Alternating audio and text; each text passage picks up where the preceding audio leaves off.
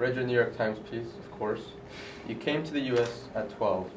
What were you thinking would happen when you came here as a 12-year-old?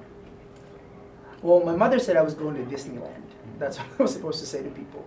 And I thought she was going to follow, right? Because I just assumed I was coming and then she'd follow. But I have to say I was very, like, one of my first big memories was the cereal aisle. I just thought it was, like, I'd never seen so much cereal. Right. And then I remember, this was at Safeway, you know Safeway, it's like a grocery store, in California. And I remember there was a cereal aisle, and then there's an aisle for, like, dog food and cat food. I had never seen dog food and cat food before. In the Philippines, we fed dogs, like, leftover, right? So I couldn't understand how there's, like, dog food, and, like, and the price of the dog food is the same price as the people food. So Culture shock. It was just really interesting. It was fascinating. Yeah. You know. Yeah, definitely.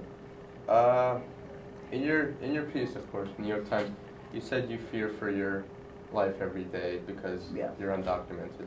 Does that do you still feel the same way today even? Not in the same way. You know, it's interesting how fear works, because I think you let it kind of control you, and I definitely let my fear control me in that way. But once I kind of let it go, it became almost, it was incredibly liberating, right? I mean, the irony here is I spent all of my 20s, you know, and when I was from 16, you know, until I was 30, being afraid of what may happen or afraid of the government. I find it really ironic that now it seems as if my government, because it is my government, right. It is, doesn't even want to, like, acknowledge me or us, right? So I think the fear is still there. Like when I got arrested in, you know, Texas, like that was a very kind of, not just scary for me, but scary for, like, my family, and, like, explaining to them, because I didn't even tell people that I was going to go to Texas. I thought I was going to go in and I was going to get out. Like, I was like, I didn't even tell my family. I was like, I'm going to go to Texas, I'm going to go out, I'm going to LA. I'll see you in LA, right? And then when I got arrested for trying to board a plane, it was like, that happens to people, right? So that was scary.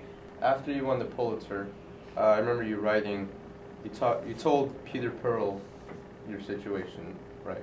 And you said, he told you two would talk with Donald Graham and Leonard Downey about what was happening at the Post. Actually, that was before. So right. When I got there in 2004, I told him. By the way, the Pulitzer thing, I mean, I was just lucky to be a part of this team. Actually, to this day, I remember when I heard about it, because I knew we were entered, but I didn't know what it meant. I mean, I knew that we were entered, like whatever I did was entered, but I didn't believe it until I saw the letter. I had Len Downey, who's the editor, had an assistant, Pat, this really, really amazing, friendly woman. And I wanted to see, like, I wanted real proof that I actually was a part of this, because I wasn't sure, you know, I didn't know. Right. And so she gave me the letter that when you get nominated like that, they write a letter to nominate you. And when I saw my name on it, it was a writer named David Marinis, who every writer should probably read. And then I ended up being mentioned only because I use Facebook. So I actually owe my part of the Pulitzer to Facebook. I do. I said that to Mark actually when I first met him in person. I owe a part of my Pulitzer to you. And he said that was the first time that they had used how reporters were using Facebook. Actually, after that happened, I ended up, like, organizing sessions at the Washington Post about how reporters can better use Facebook, right? And, like, AOL Instant Messenger to actually report, right? Because those are reporting tools. Right. And that's one of the reasons, I guess, you went to Huffington Post. You wanted. Well, that was one of the reasons. One of the reasons. I had a lot. There was a lot of reasons, but one of them was that the Huffington. I knew nothing about web publishing, and I feel like you can't. You know, I've been a journalist for a while at that point too, and I really wanted to get to know how the web ecosystem works. I knew nothing about SEO. I'm sure you know what SEO is. Search engine optimization. I've heard of it. So I didn't know how you can win search terms. Like, the biggest thing that happened to me at the Huffington Post was there's a guy named Jonah Peretti. He left the Huffington Post to start BuzzFeed. So Jonah Peretti, like, on Wednesdays, or like one day a week, he'd come to the newsroom and he'd explain to all of us the editors how basically the web works and how you win certain terms and how you. That was such an education. And you know, Ariana was probably like one of the best bosses I ever had. She was just so decisive, very decisive and clear. And she got the internet. Ariana got the internet, you know, more than any other kind of figure of her stature did. She really did understand it. Where do you get your news from today? Where do you turn to? I remember when I was interviewing Mark, when I was profiling Zuckerberg, and he said, we want your newsfeed to be the newspaper. We want it to be the newspaper of the people around you. And I remember looking at him going like, whatever, I don't know what you're talking about. He was right. That's exactly what, right? Yeah. Like, it's amazing to me how, and by the way, that's why BuzzFeed has been so successful. So BuzzFeed realized that we're moving away from like a Google search engine optimization model to a social sharing model. So more people are now getting their news from what their friends share on Instagram or Twitter or Facebook. So I get a lot of it from feed. And I really try to get as much video news as I can, print news. And I feel like if you're a young journalist now, you kind of got to know how both works. You don't have to do all of it, but just you have to have an understanding of how the mechanics of it. What does the path of citizenship look like for you and 11 million others? Is there even a path? No. I've had some really uncomfortable conversations with some elected leaders about this. Someone said to me once, well, what if we just give you legalization, not citizenship? Are you okay with that? And I remember turning around and saying, are you okay with that? Like, haven't we tried second-class citizenship before? How did that turn out? Right? Yeah. Is citizenship a piece of paper? Is that what, like, are you a citizen because you have a piece of paper that says you're a citizen?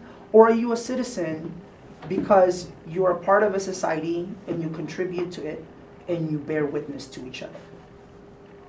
Does that make you a citizen?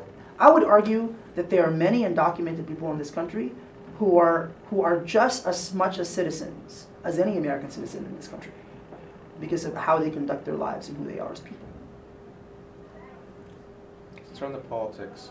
Midterm elections are coming up, and a lot of people are saying there's not a big issue, there's not a big theme emerging among voters. Yeah. But there's immigration, and are candidates and Americans in general, are they talking enough about immigration reform? I think the conversation has always been about how politicians and how the parties frame it, right? Mm-hmm. So, and to me, that has been unhelpful.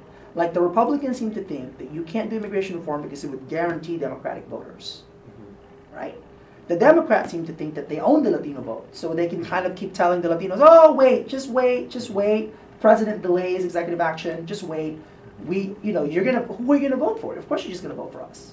So I feel like, even though the Democrats have been much better on the issue, I feel like we need to kind of declare independence from the partisanship of this issue.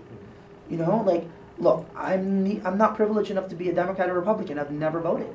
I can't wait to vote. But what I do know is we cannot solve this issue until we get past the politics of it. And we're not there yet. We're far from it. Are you hopeful for the next 2 years?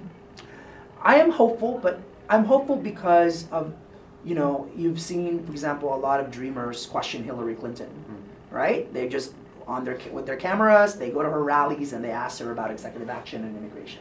Like, that kind of guerrilla, tactic is still relatively new. I'm curious how that's going to impact, for example, Iowa.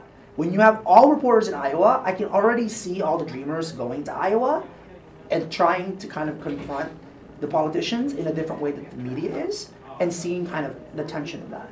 I think that's going to be really interesting. So I think the big X factor is how these young tech-savvy dreamers are going to use technology to kind of get their stories out and to reframe the conversation. Please check out defineamerican.com, and I just finished the film called Documented. It's on Netflix. Actually, hold up. It's on Netflix and iTunes.